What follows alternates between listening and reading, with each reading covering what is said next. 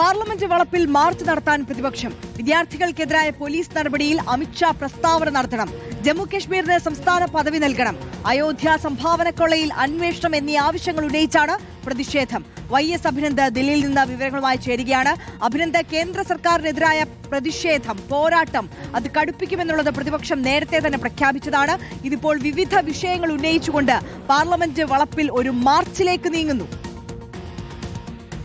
അങ്ങനെ തന്നെയാണ്. വിവിധ വിഷയങ്ങൾ ഉന്നയിച്ചുകൊണ്ട് പാർലമെന്റ് വളപ്പിൽ ഒരു പ്രതിഷേധ മാർച്ച് തന്നെ നടത്താനാണ് പ്രതിപക്ഷ രാഷ്ട്രീയ കക്ഷികൾ അത് പദ്ധതിയിടുന്നത്. നാളെ രാവിലെ 10 മണിക്കായിരിക്കും മാർച്ച് നടത്തുക. 3 ആവശ്യങ്ങൾ ഉന്നയിച്ചാണ് പ്രധാനപ്പെട്ട മാർച്ച്. വിദ്യാർത്ഥികൾക്കെതിരായ പോലീസ് നടപടിയിൽ അമിത്ഷാ പ്രസ്താവന നടത്തണം. ഇതിനോടകം തന്നെ പ്രതിപക്ഷ രാഷ്ട്രീയ കക്ഷികൾ ഒന്നടങ്കം ചോദിച്ചുകൊണ്ടിരിക്കുന്ന ചോദ്യമാണ് അമിത്ഷാ എവിടെ? എന്തുകൊണ്ട് അമിത്ഷാ പാർലമെന്റിൽ സംസാരിക്കുന്നില്ല? ഈ വിദ്യാർത്ഥികൾക്കെതിരായ പോലീസ് നടപടിയിൽ എന്താണ് നിലവിലത്തെ സർക്കാരിന്റെ തീരുമാനം എന്നടക്കമുള്ള ചോദ്യങ്ങളാണ് പ്രതിപക്ഷത്തിന്റെ ഭാഗത്തു നിന്നും ഉണ്ടാകുന്നത്. ഇതടക്കം ചൂണ്ടിക്കാട്ടിയുള്ള മാർച്ചായിരിക്കും നാളെ സംഘടിപ്പിക്കുക.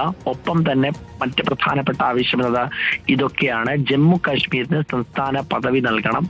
അയോധ്യ സംഭാവന കൊള്ള അത് കൃത്യമായ സുതാര്യമായ അന്വേഷണമാണോ നടക്കുന്നതെന്ന് കേന്ദ്ര സർക്കാർ വ്യക്തമാക്കണം. ഈ 3 ആവശ്യങ്ങൾ ഉന്നയിച്ചുകൊണ്ടാണ് ഗാന്ധി പ്രതിമയ്ക്ക് മുന്നിൽ നിന്നും പാർലമെന്റ് കവാടത്തിലേക്ക് മാർച്ച് നടത്താൻ പ്രതിപക്ഷം തീരുമാനിച്ചിരിക്കുന്നത്. നാളെ രാവിലെ 10 മണിക്കായിരിക്കും മാർച്ച് നടത്തുക.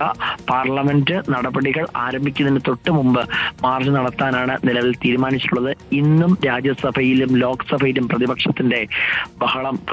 ബഹളം ഉണ്ടായിരുന്നു. പലതരത്തിലുള്ള ബില്ലുകളും ഇതിനോടകം തന്നെ പാസ്സാക്കുന്നതിനെതിരെ പ്രതിഷേധവുമായി പ്രതിപക്ഷം രംഗത്തെത്തി.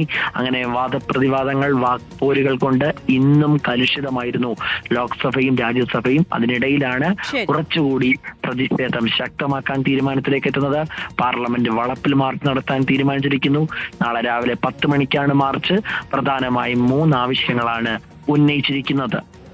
ശരി, YS അഭിനന്ദാണ് ദില്ലിയിൽ നിന്ന് വിശദമായ വിവരങ്ങൾ നൽകിയത്. സഭയ്ക്കകത്തും പുറത്തും പ്രതിഷേധം കടുപ്പിക്കുന്നു പ്രതിപക്ഷം.